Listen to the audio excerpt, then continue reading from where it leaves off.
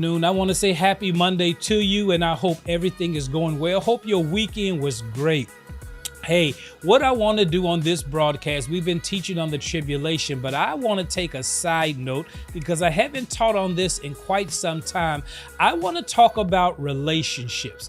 I want to talk about how do you choose a spouse. You know, in the title is partner, but I don't want to get that confused because somebody may think I'm talking about same sex or just someone to shack up with. No, I'm talking about how do you find a spouse? How do you find a partner in life? And watch this.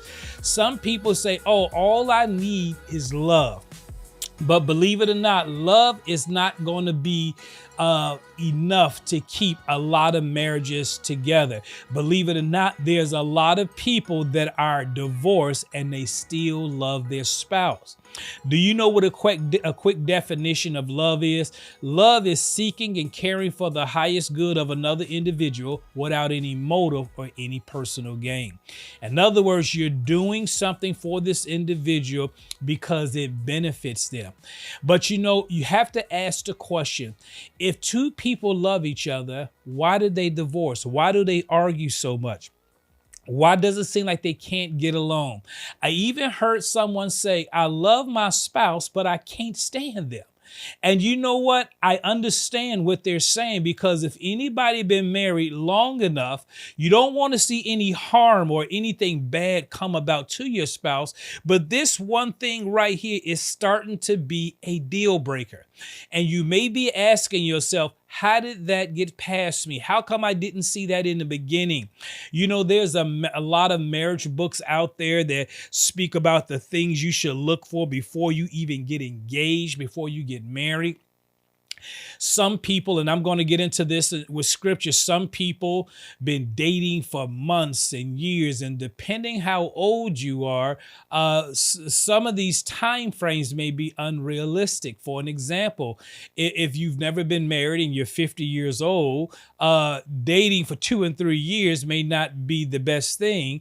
But when you're 24 or 25 and you're still finding out who you are, courting someone, I like to use the word courting because this word date is kind of different in this day and time, and I'm going to try to break that down. When I say date, I'm not talking about you touchy-feely, having a little sex, you trying it out, see what it's like, and realize, it's not for us. Let me put this disclaimer out there. I'm speaking to born-again believers, but yet those who are not in the faith, this can be applicable to you. I want to say this before I delve into this. You will never find the ideal partner if you're having sex with them. What do I mean by that? Because I found this out by counseling people down through the years. And I promise you, I'm going to delve right into our teaching. Well, I'm already teaching. If you're having sex prior to marriage, the sex and the having fun is actually blinding you from who's in front of you. When I've counseled people down through the years and I sat them before us, when they were sat before us, and sometimes with my wife, I will ask them, if you're having sex now, I don't want to know, stop for 30 days and just have real conversation. 30 days later, they come back and realize that was not the person they thought they were. Why? The sex was blinding them. And this is how people end up in bad marriages. It's because we were having so much fun shopping together and vacationing together, and we was having sex and I was so in love. No, you wasn't in love. You were in lust. That's right. Because I'll say this, when you get married, you're going to go through stages, especially in the beginning of your marriage. And I'll probably say this for later on, but now I'll talk about it now. You're going to go through this strong, saturated love phase in your marriage. And it's actually designed to bond you together. And then what's going to begin to happen, that's going to begin to wane down a little bit because you got to come back down to earth. You know, you got something called filial love, which is a friendly brotherly love.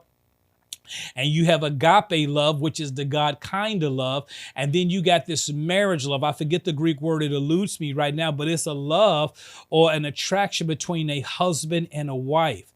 And if that stays on Mach 10 all the time, you won't be able to get anything done because you're going to be in the bedroom all the time.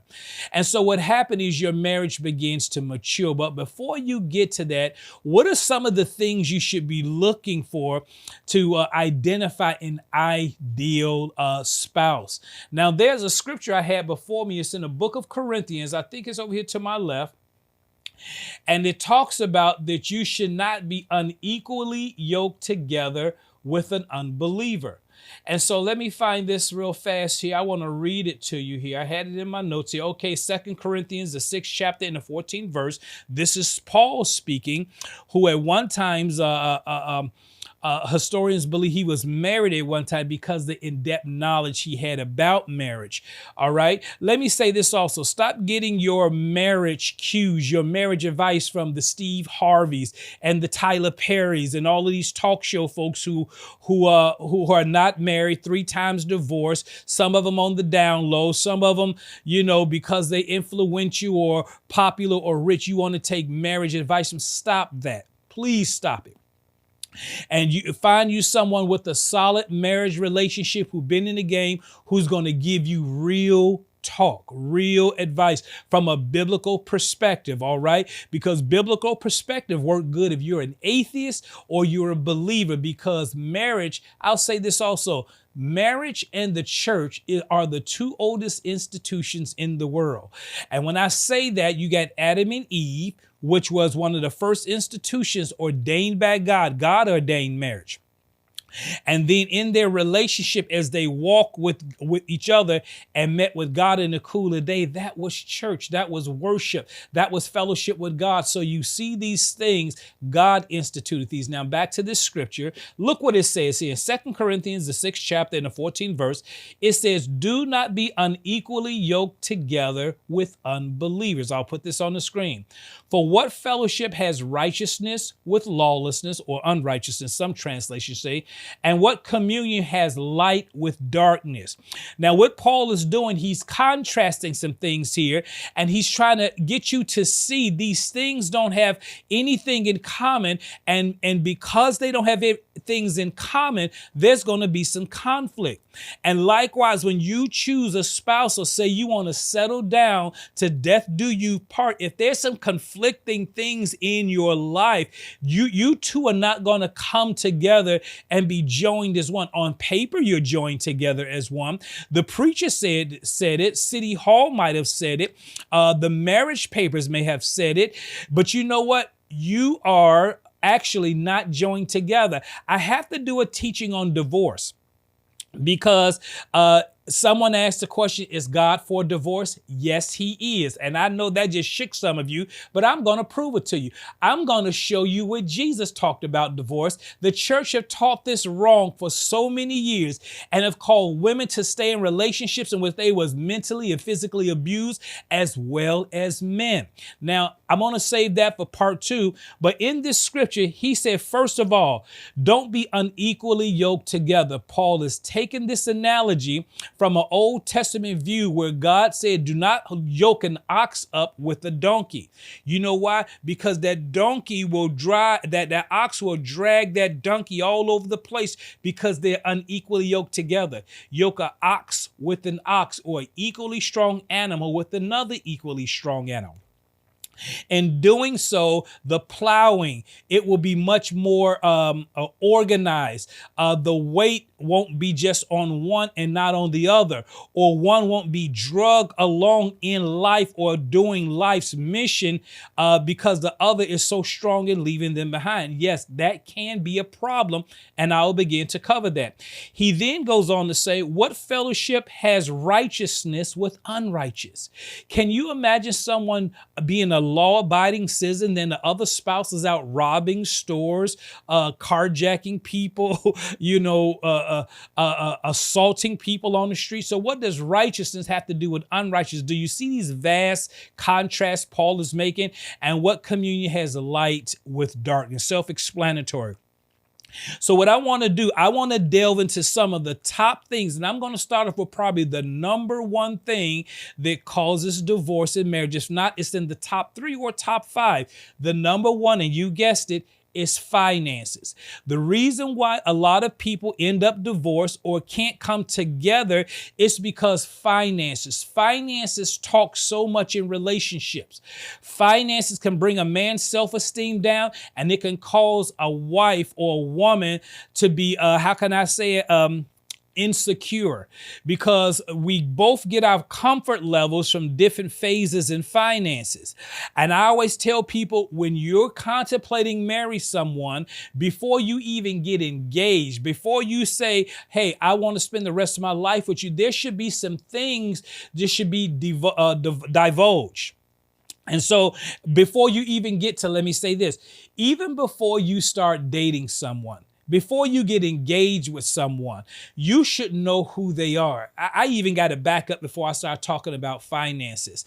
You know, before you even approach someone from a distance. Now, I'm kind of old school. I talk to some younger people that's in their 23, from the ages of 23 to 25 to 30. And please don't get me wrong. I'm not coming down on you, but you cannot find a healthy spouse. Some might have, but it's not normal on Facebook, on dating sites. You can't find some people are finding them in bars and putting up these social media pages. I remember I ran into this young lady. She befriended me on Facebook. I was at work and she walked up and spoke to me. And she said, how you doing, Mark? And I, with a kind of a stern or not kind of like a non-inviting, I said, hello, how are you doing? And just kept going. And she said, hey, you don't know who I am? And I'm like, no. And she said, I'm such and such fiance. And her Facebook picture was totally different from who she was in person. Her shade of, her tone shade, everything was completely off. Weight was completely off. And people are doing these things. They say they're a woman when they're actually a man, and vice versa. So my point is this. You have to find healthy, well-balanced places to meet people so you can get a gauge on them before you even approach them to say, I'm interested in you. You know, are they seen with multiple men, multiple women? You know, are they loose in their tone, in their actions? You know, who are they hanging out with? Do you see him or her with a different person every night going home to work, and then they come to work and they eyeballing each other, then they with this person and this person and this person. See, you have to be a detective even before you approach someone. And you know, when I came up in the church, is what I'm doing now, I'm really laying a foundation. Some people say, well, I prayed about this spouse, you know, and I say, even praying about them, they have to go through an acid test. So before you even say, I do, or I want to, let's get engaged, there's some things you should be vetting the person out, because engagement is pretty much saying you're married. You're going to be married. It's not if, it's when. When Joseph was betrothed or engaged to Mary, it was like they was already married without the sex. And so that's why the scripture says that when Joseph found her with a child, he wanted to put her away in private, because in the public's eye, they was already married. They were just waiting for the date. So a person had to be vetted out. They had to be, you have to go through an interview. That's right. It really needs to be an interview process. This where the whole term courting come from. And I know I'm laying this foundation before we get to what causes divorce. I'm laying this foundation. This is where the term courting come from. When you go to court, you have a jury and a judge, and they're listening to information to see if it's true or false, and they're getting a read on what's being said. When you say you want to date someone, it's good to get that individual around some trusted people in healthy relationships and let them put their good eye on them, as an old mentor of mine say. Let me put my good eye on them. And you know what? People sometimes can have a good read on people and say, you know, this brother here, he on some nonsense. He's a con man. No, this girl here, she just looking for a man to take care of her. You will be able to pick those things up, because sometimes people are so love struck. sex struck. They're afraid to be alone. They want to be tied to someone so bad. It's because everybody's getting married and everybody's getting pregnant and having children, and we're getting older and I got to get married. All of these pressures of life start coming down on people, and then they rush off and marry someone. And in doing so, you end up with the wrong person. You end up unequally yoked together. Now, in this scripture here, it's not just talking about faith. It's just not talking about I believe in Jesus and you believe in Jesus. There are certain levels and depths about faith and maturity and mindset. For the lack of better words, you grew up in Beverly Hills and then you grew up in the good times area. And see, your mindsets are two worlds apart, even though you are in the same faith. And that can be a form of being unequally yoked together. And so you remember the story, and I'll end it with this and go back to my founding point number one. There was an old sitcom called All in the Family. And there was a couple on there, Gloria, and I forget the husband named Michael. That was his name. Archie called him Meathead all the time. But long story short, when that series ended, Gloria and Michael ended up in divorce. Because during their marriage, Michael was very analytical. He got in school. He started going back to get his degree. He started meeting people and getting into different circles. And Gloria was kind of a stay-at-home woman. Her mind never expanded. She never grew. And then Michael started talking on another level. And she started saying, you're talking over my head. And when I go out with your friends, I don't know what you're saying. And long story short, they grew apart, where they can no longer relate to one another. And this is why married couples, you have to grow together. And I know that was a mouthful, but see, being married is an art. You have to do things to cause the relationship to continue to grow. It's not just I do. We go to the bedroom, have sex, have some kids, how much money you make, how much you make. Let's see what we can buy. We can accumulate together. And in doing so, you're missing some of the most important parts of why God put you together. What's your mission in life and purpose? Now, I know I'm throwing a lot at you, and I'm giving you a drink from a fire hose instead of a garden hose, but please stay with me. I should have taught this a long time ago, and I haven't even got to my first point yet, and we're almost 18 minutes into the broadcast. But I want to start off with this again. Don't be unequally yoked together. Remember, we said that's just not faith. One of the things, what's your view on finances, which is in the top 5, if not the top 3 reasons why people divorce. It puts a strain on a marriage. What is your view of finances? When you come together, this is something you should decide even when you're engaged. Are we going to have joint accounts, separate accounts? Are we going to open up a common account and we put money in it to see each other's spending habits? How much debt do you have? How much debt do you have? I always tell people, pull your credit report and pull your credit report. Show it to one another. This one couple, he had like $400,000 in debt and didn't have a stable job. She had no debt, college graduate, and they claim they in love with each other. And I just straight out tell them, this is going to end in a disaster. Why? Because when you marry him and vice versa, you're marrying that debt. That debt becomes yours. And see, obviously he doesn't have a good read on finances unless you or he got $400,000 aside and you willing to pay that off, you see, which is a long stretch. These are the things you have to understand. What are your spending habits? Do you have to go shopping every pay period? When you go to her closet or his closet, do they have to have all the latest gear, all the latest handbags, all the latest shoes? They got to get the latest stuff that come out. I got to go on vacation every 3 months. I got to get my hair done every 2 weeks, and I got to have this. I'm not saying don't not look nice, but there comes a time when you have to have this read on what is going to be our financial future. Every 5 years, you should be updating your financial future as you get closer to what you may call retirement age. And see, most people get their financial habits from their parents. Dad did all the financing. Mom did all the financing. They only talked about bills. They never talked about savings. What are we going to put aside every pay period? It's all of these different viewpoints of finances. And so if you don't have a good read on that, he went to college, she didn't, vice versa. And so if these things are not talked about, if they're not settled on, it's going to put a strain. It's going to put a strain on the relationship, because finances, believe it. Do you know what debt means in the Greek? It's usury, or the Hebrew. It's actually, it's close to the word serpent.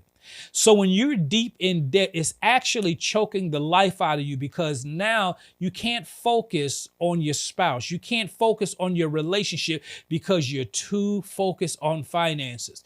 In Scripture, in the Old Testament, God had a rule in place. When a husband and wife get married, they couldn't go to war. They couldn't go off to the military, and they stayed off work for a year. Why? So they can get to know one another. Do you know the reason why? And I'll say this, and I'm going to say this blunt as possible. Don't invite broke people to your wedding. Do you know the purpose of people coming to a wedding? The purpose of them coming to the wedding is not to see how she look in her dress. It's not to see if she's so big. Is he nice looking? Is she ugly? Why did he marry her when he dated her in high school, and vice versa? The purpose of people coming to your marriage, a wedding, one of the purpose is to bring a gift to set you up to be financially free. Don't bring those wedding gifts that somebody gave you to been sitting in your attic for the last 10 years. Don't bring no toasters. Don't bring no glass sets. Don't bring no sheets. Don't bring any of that. Bring some Benjamins. This young lady I worked with years ago, I never forgot. She was an Italian young lady, and they had certain traditions that they held to within her family. When she got married, after the wedding, she came back and told me later, she said, "Mark, we had enough money to pay our house off, and we had $17,000 left over." Now, that's wedding guests. That's the purpose. That's how you set somebody up for life. Now, because they was financially frugal and they paid a house, can you imagine paying off a $300,000 house on the first day of your wedding and then have $17,000 left over? Now, see, when you're set up like that, you have no choice. You have all the time in the world to focus on one another. And I would say this, and please don't get offended at this. I'm trying to talk on a level where you can really understand it. Someone explained it to my wife and I like this: don't have no oops babies. What do they mean? Like, oops, we got pregnant. There's a way to time your pregnancies. There's a way to time when a woman is ovulating. And there are some ways you can do, things you can do to prevent from having babies without aborting them, so you can have enough time to get to know one another. Carmen and I waited 5 years before we had children. Why? We wanted to get to know each other. Now, I don't tend for that to sting or bring condemnation. If you do have children, God is able. He's able to do things differently, and so you can get to know one another. But if you don't have any children, wait before you have children. Get to know one another. Spend 2 or 3 years traveling and talking and getting to know one another, habits within the household and things of that sort. If you're in an apartment, are we going to buy a house? If something happened to our parents, are they going to move in with us? And, do you have any people in your family that have substance abuse is going to be coming visiting us? And it's so much to talk about because information is divulged in onion layers. And when I say that, as a husband and a wife, as you begin to get to know each other, layers are going to begin to come off. And if anybody ever peeled an onion, the closer you get to that core, the more potent and the more teary-eyed you become. See, when you first get married, you peeling off that dry stuff that's crinkling off and it's superficial. And the next thing you know, you hit a layer and I didn't know that was under there. I didn't know that came out that way. I didn't know that was a trigger for you. And how are we going to deal with this? You see all of these things, and many times finances will be the thing that bring those things out. All right. Listen, I'm going to stop right there. That was a mouthful. I'm going to stop right here. And I'm going to pick up because I have several areas we need to talk about. And we're talking about how do you choose a partner when love isn't enough, how to choose a partner. Because if you think love alone is going to hold your marriage together because some crooked preacher, some false preacher told you all you need is love. No, you don't. Because when the lights are out and you don't have any gas or any food and them babies crying for whatever, and wife want those kids dressed warm in the wintertime and he don't have no food coming home from work, I promise you, it's going to be some fighting and screaming, all right? All right, I'm going to stop right there. I'm Mark Holliday. That's your informative word for today.